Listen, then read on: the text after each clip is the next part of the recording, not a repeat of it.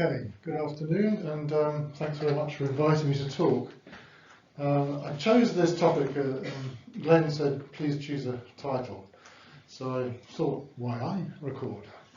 And it then turned out that iRecord is actually about to produce an online seminar called Why iRecord, which they announced after I'd come up with the title. So if anyone doesn't understand this, there is an online seminar coming up if you look at the iRecord page.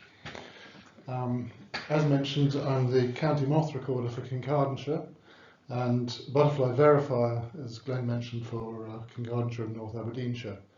For those who haven't come across VCs, they're vice counties. And these are standardised counties that have been there for more than a century now and are standard boundaries that never change. So talking about the long-term lines, that's actually quite a useful thing to do. Things change within those boundaries, but the boundaries don't change. So that's why we get these things called vice counties, which quite a few people. So this is partly about iRecord, it's partly about iNaturalist, another thing I'll mention. It's also about recording in general. And we've been given lots of talks this morning about why recording is a good idea, so usefully I decided I wouldn't cover that again. There's the advert for this seminar that's coming up online.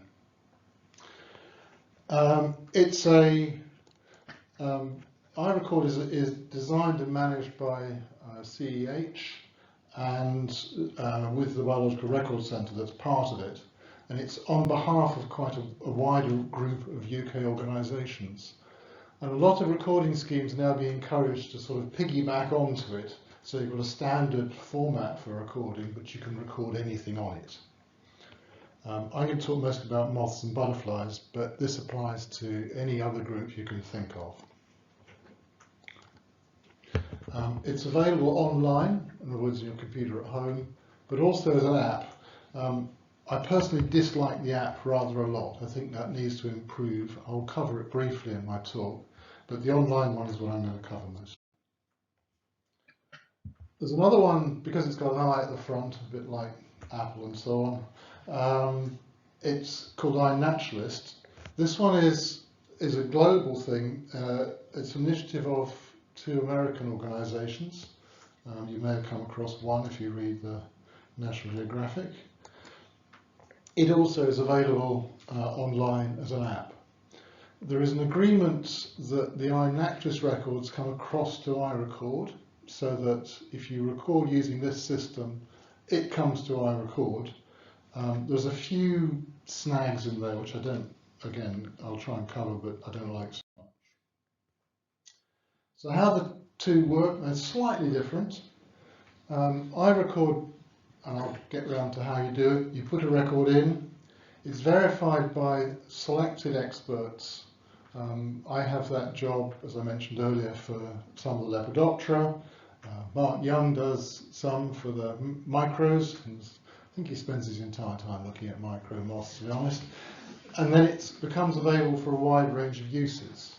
The verifiers can then transfer, and I should say, obviously, I take all the iRecord records and give them to NESBReC, having cleaned them up, made sure they're fine, etc., etc.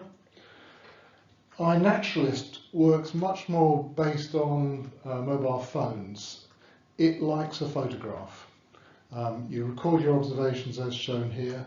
You then post it up, and it becomes a bit more like some of the Facebook pages at that point. People can comment on what you've described it as, or if you haven't described it, you can put it into a family group or a genera or whatever you want. They then may help you improve your identification, or say you've got it wrong but we're not sure what it is, etc., etc. And as a discussion goes on. There isn't an actual expert verification anywhere in that process. But the useful thing, as I mentioned, is that iNaturalist then moves them across to iRecord, and then the verifiers there can look at them. The iRecord data entry I find very easy. Do we have a pointer somewhere? There isn't a pointer. Okay. Essentially, the home page is illustrated there. If you press on record for moths, you get a specific moth recording form that comes up, and I'll show you that. There isn't one for butterflies. I haven't quite figured out why they haven't done that, but they haven't.